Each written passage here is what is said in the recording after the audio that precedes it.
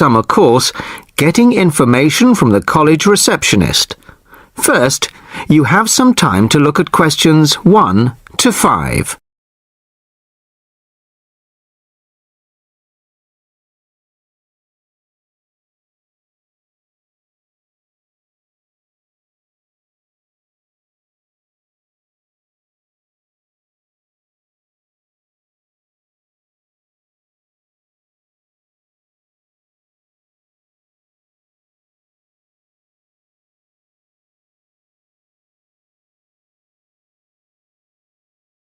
Now the test will begin. You should answer the questions as you listen, as you will not hear the recording a second time. Listen carefully to the first part of the conversation and answer questions 1 to 5. Sorry to keep you waiting. Okay, here's the information you need. On the first page, there's some info about the college, the facilities, the courses on offer, etc. Then, on these blue pages here, there's an outline of the social activities. You see there, okay? Yes. Now, this part of the booklet here, the yellow pages, that's the main program starting at 9 a.m. tomorrow. 9 a.m., okay. So all the new students will be gathering in Herville Hall at 9 o'clock. Sorry, where? Herville Hall. I'll spell it for you. It's Hervill, and then Hall for hall, of course. It's the big white building by the entrance. Okay, I've seen it. Right. Anyway, you'll be in there for an hour. First, the Director of Studies will explain the various courses we offer and the requirements for them. Then for the second half hour, the social organiser will tell you more about the social program and Saturday excursions. Is that all clear? Yes, I think so. Then where do I go after that? Yes, okay. After the talks in the hall, there's a break. And then at 11:15, go to classroom 4 to have a placement test. 11:45. This placement test is to find my level in English? Exactly. Then, after the test, all the new students are invited to a special welcome lunch. In the cafeteria? No, not for the welcome lunch. It's in a restaurant near the school, an Indian restaurant. Oh, okay. I don't think I've ever tried Indian food. Do you like spicy food? Yes, I do. Then you'll love Indian. Before you hear the rest of the conversation, you have some time to look at questions 6 to 10.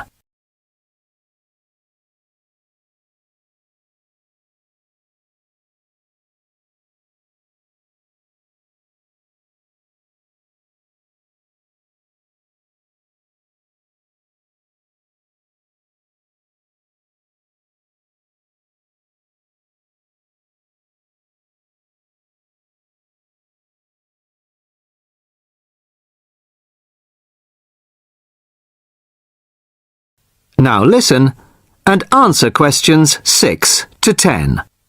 So, where's the Indian restaurant? Don't worry, it's really easy to find. Have you got that map I gave you? This one? Yes, that's it. See here, the main entrance to the school? Yes? Well, don't go out of there. There's a smaller entrance here, round the back. Oh, yes, I see. Okay, so you go out of there, past the phone box, and then turn right into this road here, the one that goes along the side of the park. You'll see a supermarket on the left, and then it's just after that on the right. It's quite a big place. You can't miss it. Okay. And one more thing. Is there a post office near here? Post office? Oh yes, of course. Just the other side of the park. Go through the middle of the park and it's there by the park entrance. Thanks a lot. You're welcome. Oh, there's a good cafe near here too. Very popular with the students. Just there. You go out of the main entrance into Varley Road, then turn left at the bank and it's at the end of the street. They do amazing coffee. That's great. Thanks very much. No problem. Enjoy your course. Thanks again. Bye. That is the end of part 1. You now have half a minute to check your answers.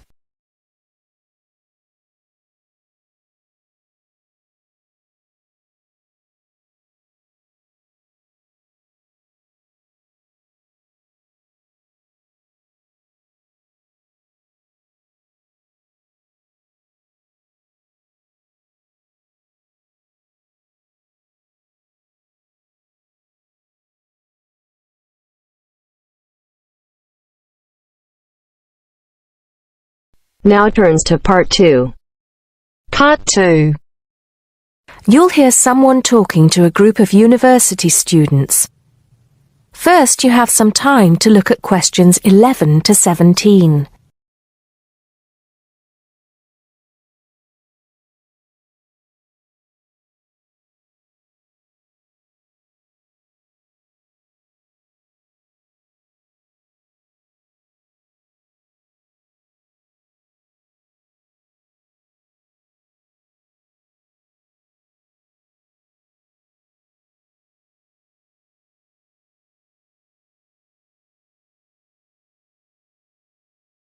Now listen carefully and answer questions 11 to 17.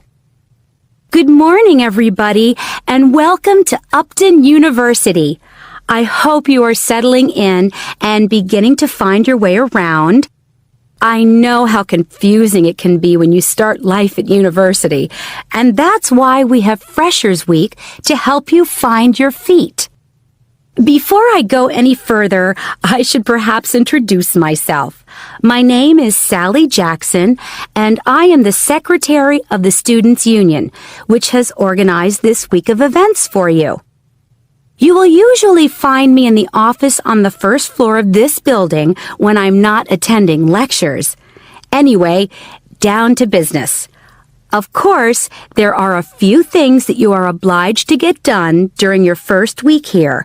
But once you've opened a bank account, if you haven't got one already, seen your director of studies to discuss which courses you are going to take, and signed up with a doctor, there will be plenty of time left to enjoy the events we have arranged for the week. And have we got a lot lined up for you? Throughout the week from Monday to Friday, every morning starting at 10 a.m., there will be orientation and welfare events. These will include tours of the campus, which, as you have probably noticed, is the size of a small town with 9,000 residential students, as well as sessions on developing study skills. We also have tours of Upton itself arranged for you, with a bus leaving from outside this building every afternoon at 5 o'clock. There are a number of interesting things to do and see in and around Upton, so you can expect visits to the castle and museum as well as the popular Ghost Walk. You'll need to sign up for this one, as numbers are limited. Just put your name on the list on the notice board in the entrance lobby. An important event is scheduled for Monday, that's the day after tomorrow, when we will be holding the academic fair. This is an opportunity for you to speak to students and academic staff about the courses that are on offer. The academic fair starts at 1 o'clock, by the way. There are a couple of other fairs that I think will interest you. First of all, we have the Societies Fair on Tuesday the 16th, which I think is an absolute must. You might not believe it, but the university has over 150 societies and sports clubs you can sign up for, so you are sure to find something of interest to you. That also starts at 1 o'clock, and it will be here in the Union Building. Also in this building is the Trade Fair on Wednesday from 2 until 5 in the afternoon. This one might sound a bit strange because you will find a load of banks and other businesses here trying to get your custom. You will find plenty of bargains and, best of all, a lot of the businesses give away stuff for free. Before you hear the rest of the talk, you have some time to look at questions 18 to 20.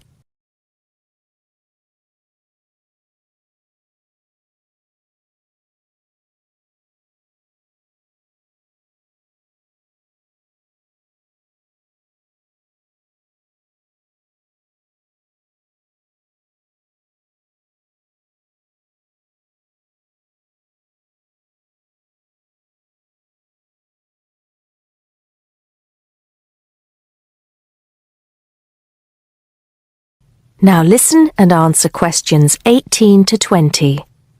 We've also got a great entertainment program lined up for you, starting tonight with our welcoming party. We have a top band lined up for your entertainment, but I'm not allowed to say who they are. All I can say is that I am sure you will not be disappointed.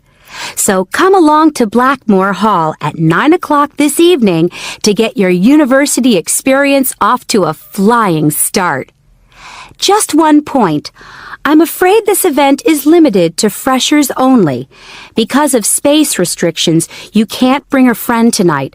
Sorry about that. There's more fun and games on Monday in the Cotswold Theater here on campus. We have booked two of the cleverest comedians in the country, Paul Frazier and Jenny Brown, for a 3-hour show. Paul has assured us that he and Jenny have packed the show with new material, and as they always get rave reviews for their shows, I think we can look forward to an evening of great entertainment. That's in the Cotswold Theater on Monday evening at 7:30. Moving along a bit, on Thursday there is an important date for your diaries. This is the official Freshers opening ceremony, when the Dean welcomes you to Upton University. So remember, Thursday the 18th from 2:30 to 3:30 in Blackmore Hall. You certainly should go to this one, and by the way, light refreshments will be available. At the end of the week, on Saturday, you have the chance to dress up in your smartest evening wear for the official Freshers' Ball. Actually, although it's called a ball, it is quite a relaxed affair, so we are more than happy if you turn up wearing jeans and a t-shirt. The important thing is to relax and enjoy yourselves.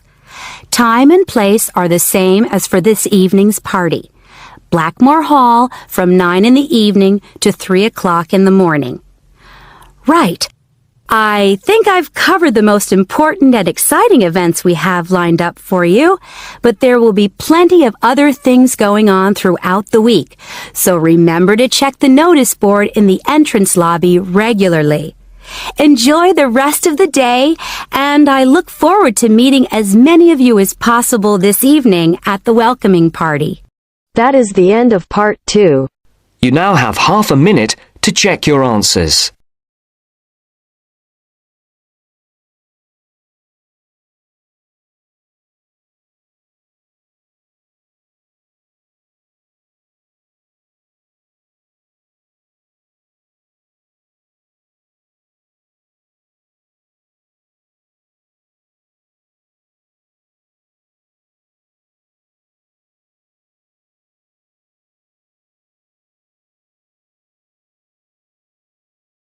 Now turns to part 3. Part 3. You are going to hear a lecture about the Miners Hotel. First, you have some time to look at questions 21 to 24.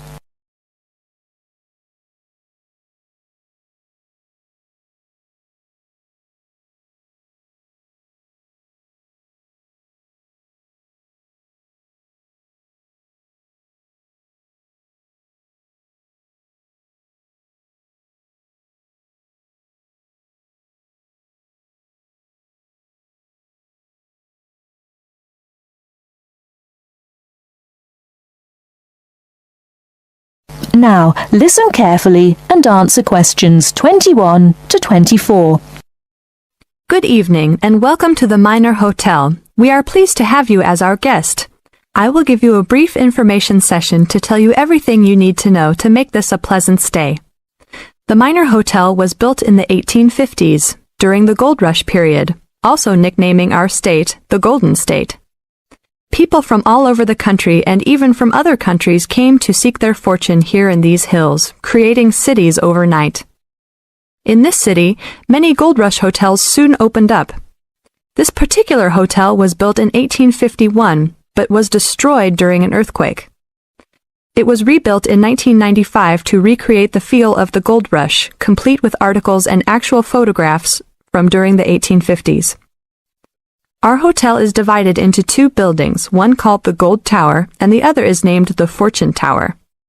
You will be staying in the Fortune Tower on the 25th floor, complete with great views of the city. Your room is the best room in the hotel, complete with private living room and hot tub. Here is your room card. On the card it will say FT, meaning Fortune Tower.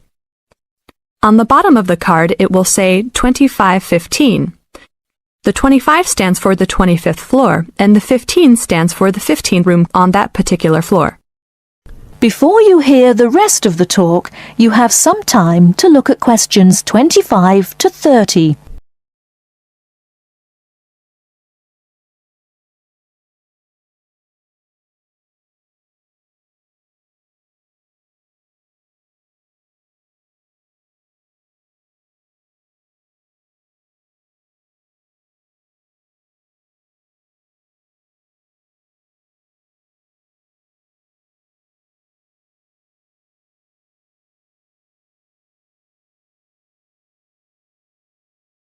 Now listen and answer questions 25 to 30.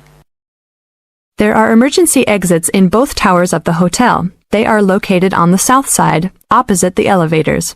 Please use these in case of a fire or other emergency. We have some special events happening this week. Our Miners Diner is offering a special Miners Buffet dinner this Friday and Saturday for only $20 per person. This special includes all food, not including drinks and alcohol, and shows for the night. The buffet will be available from 5 to midnight.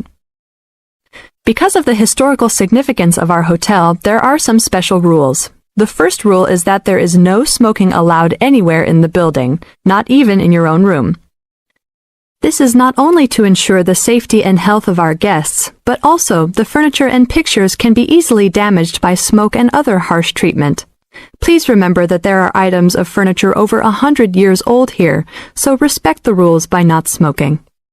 Secondly, please do not take pictures using a flash of any of the drawings and paintings in the rooms or hallways, as they are old and fragile. We are doing our best to preserve a national treasure, so please help us in doing so. Lastly, you will only have one set of towels and bed sheets per 3 days. This is to conserve the water supply, as there are frequent droughts this high up in the hills.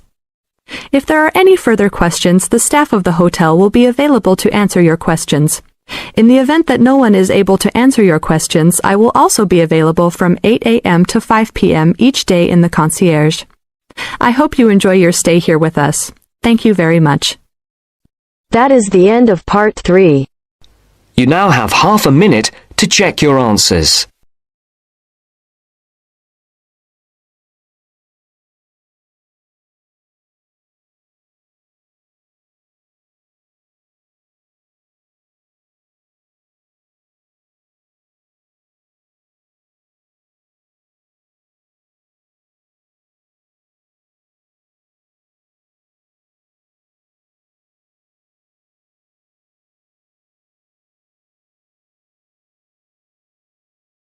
Now turns to part 4. Part 4. You are going to hear a talk introducing the courses and entry requirements of the Department of Psychology.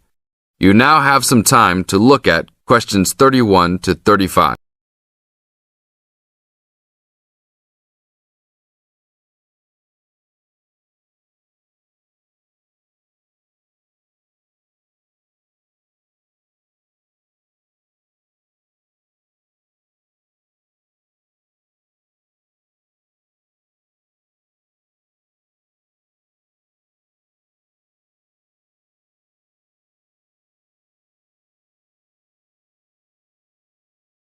Now listen to the first part of the talk and answer questions 31 to 35.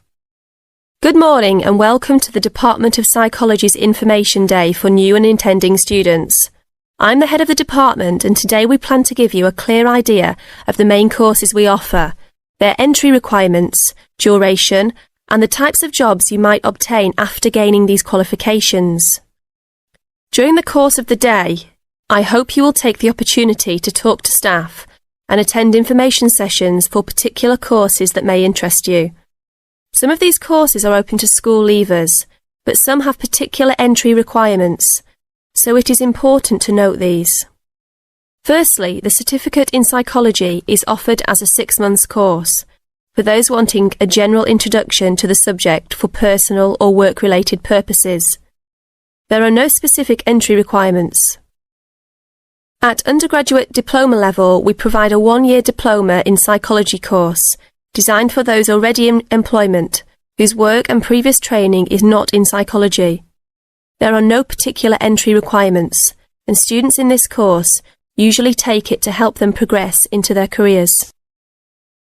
For a major in psychology, we offer a 3-year degree course called a Bachelor of Arts, after which students can go on to take other courses if they want to specialise in psychology.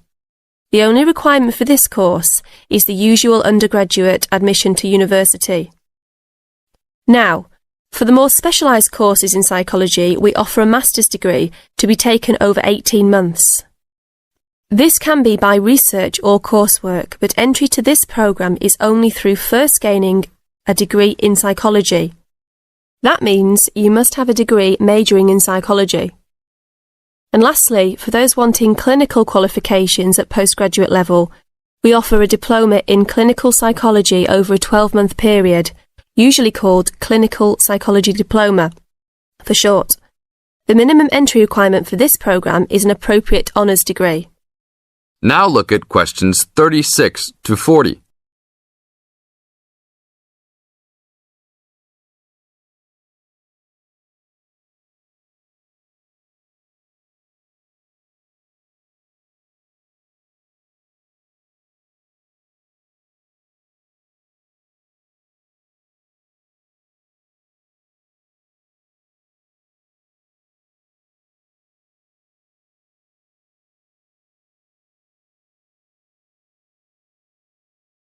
Listen carefully and answer questions 36 to 40.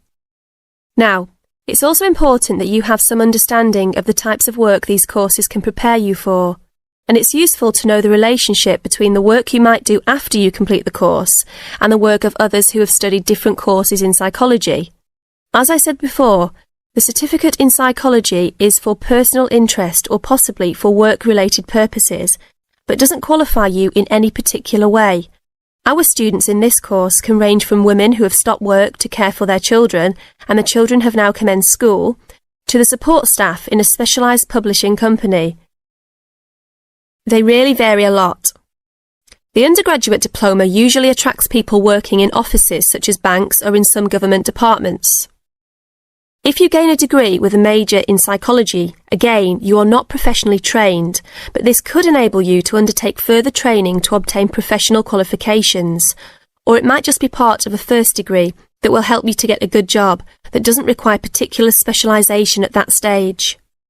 After completing a master's degree, you would expect to have some specialisation, perhaps in research or on a particular aspect of psychology, such as child development. For those who also have a clinical diploma, there are a wide range of jobs available. Some focus on helping people with personal adjustment or family problems. Others might concentrate more on using psychological tests, or perhaps working in particular institutions, such as those for the mentally ill, or in prisons. There are many other job opportunities, so if you are interested to discuss possibilities with any of the staff today. That is the end of part 4. You now have half a minute to check your answers.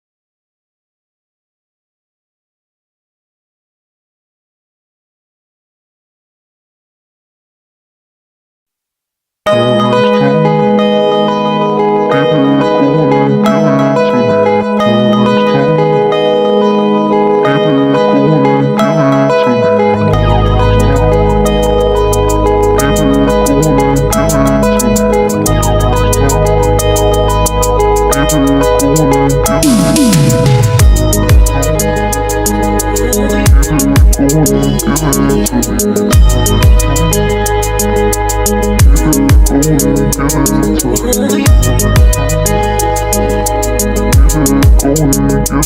to me.